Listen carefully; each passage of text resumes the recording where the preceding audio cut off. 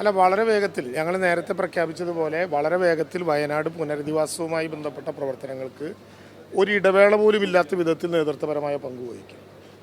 മാധ്യമങ്ങൾ ഉൾപ്പെടെ നമ്മൾ അംഗീകരിക്കേണ്ട ഏറ്റവും പ്രധാനപ്പെട്ട കാര്യം, ഈ ദുരന്തമുണ്ടായി 62 ദിവസം കഴിയുന്നതിന് മുമ്പ് ഏറ്റെടുക്കേണ്ട ഭൂമിയെ സംബന്ധിച്ച് കൃത്യതയോടുകൂടി കൃത്യമായ പരിശോധനകൾ നടത്തി ദുരന്ത നിവാരണ ആക്ട് പ്രകാരം ഈ ഭൂമി ഏറ്റെടുക്കാൻ വേണ്ടി പ്രഖ്യാപിച്ച് 4/10/2024 കേരളത്തിലെ ഗവൺമെൻറ് ക്യാബിനറ്റ് തീരുമാനം ഗവൺമെൻറ് ഉത്തരവായി പുറത്തിറക്കിയിരുന്നു.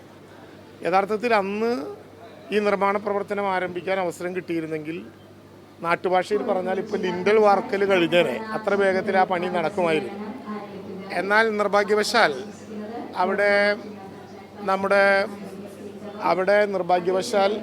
നമ്മുടെ ഹൈക്കോടതിക്ക് മുമ്പാകെ ഇതേ ഉടമകൾ തന്നെ കേസുമായി ബന്ധപ്പെട്ട് പോയപ്പോൾ ഫിസിക്കലായി അങ്ങോട്ട് കടന്നു ചെല്ലാനുള്ള അവസരം പോലും നിഷേധിച്ചുകൊണ്ട് കോടതി 2.5 മാസക്കാലത്തോളം അത് പഠിക്കാൻ വേണ്ടി മാറ്റിവെച്ചു.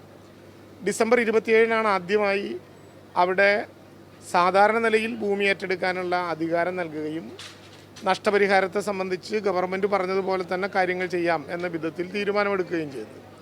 ഡിസംബർ 27 ഭൂമി ഏറ്റെടുക്കാനുള്ള അതിലെ തടസ്സവാദം മറികടന്നുകൊണ്ട് അങ്ങോട്ട് കടക്കാനുള്ള അനുവാദം തന്ന ഘട്ടത്തിൽ തന്നെ 4 ദിവസത്തിനുള്ളിൽ കേരളത്തിലെ ക്യാബിനറ്റ് അവിടെ ഭൂമി ലഭ്യമായാൽ നടപ്പിലാക്കപ്പെടുന്ന നിർമ്മാണ പ്രവർത്തനങ്ങളുടെ പൂർണ്ണമായിട്ടുള്ള രൂപകൽപ്പനയും അതിൻ്റെ പൊതുരൂപവും തയ്യാറാക്കി.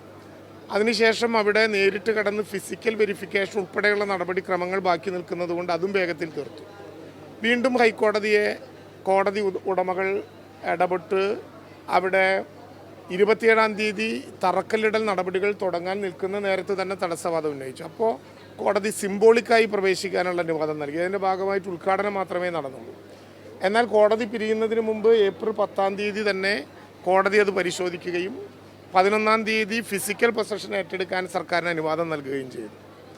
അതിനുശേഷമാണ് വീണ്ടും എസ്റ്റേറ്റ് ഉടമകൾ നിങ്ങൾക്ക് എല്ലാവർക്കും അറിയാവുന്നതുപോലെ ഒരു സ്പെഷ്യൽ ലീവിംഗ് പെറ്റീഷനുമായി സുപ്രീം കോടതിയെ സമീപിച്ചത്.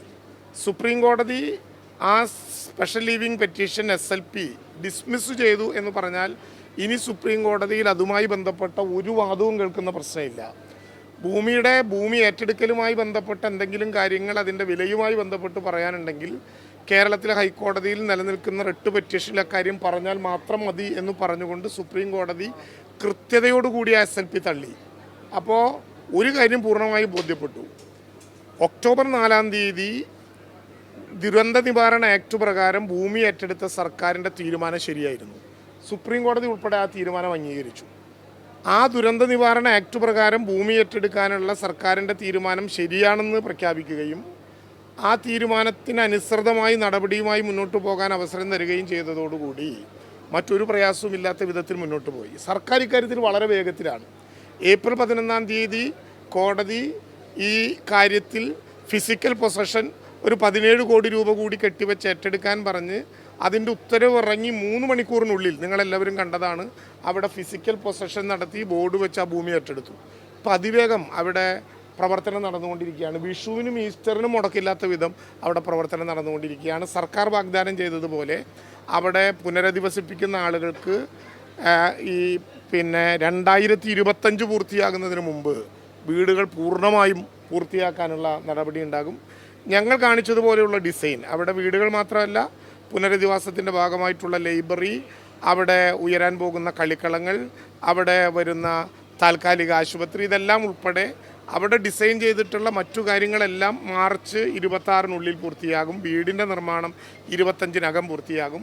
ഒരു കാര്യം ഉറപ്പിച്ചു മാധ്യമങ്ങൾക്ക് പറയാൻ പറ്റും, 2026 ജനുവരി 1 ലോകം പുതിയ കാലത്ത് സ്വീകരിക്കുമ്പോൾ വയനാട്ടിലെ ദുരന്തബാധിതർ അവരുടെ വീടുകളിൽ ഇരുന്നു കൊണ്ട് പുതുവത്സരം ആഘോഷിക്കാൻ കഴിയുന്ന വിധത്തിലുള്ള തയ്യാറെടുപ്പുകൾ കൃത്യതയോടെ വരി തെറ്റാതെ നിർവഹിക്കും. അതിവേഗമാണ് ആ പ്രവർത്തനങ്ങളുമായി സർക്കാർ മുന്നോട്ട് പോകുന്നത്.